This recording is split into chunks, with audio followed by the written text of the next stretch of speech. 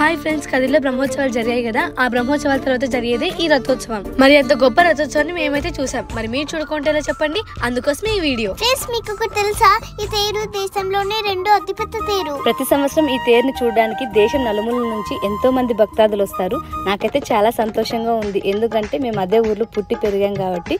ఇంకొకటి ఏంటంటే, మా చిన్నప్పటి నుంచి ఇప్పటి వరకు చూస్తూనే ఉన్నాం రథోత్సవాన్ని. ఇంకొక ప్రత్యేకత ఏంటంటే, ఈ తేరుకి దవనం మిరియాలని చల్లుతారు. చూడండి, రకరకాల పూలతో ఎంత బాగా అందంగా చేశారు. ఈ బ్రహ్మోత్సవాలు 15 రోజులు జరుగుతాయి. ఈ 15 రోజులు గుడిని రకరకాల పూలతో, లైట్లతో అలంకరణ చేస్తారు. మరి అటువంటి మహాద్భుతాన్ని మీరు కూడా చూసి గోవిందా గోవిందా అని చెప్పండి. ఈ బ్రహ్మోత్సవాలు కళ్యాణంతో స్టార్ట్ అయ్యి వసంతోత్సవంతో ఎండ్ అవుతాయి. ఈ రథంలో ఆ శ్రీవారు ఆసీనులై తిరువీధిలో తిరుగుతూ భక్తులకు దర్శనం ఇస్తారు.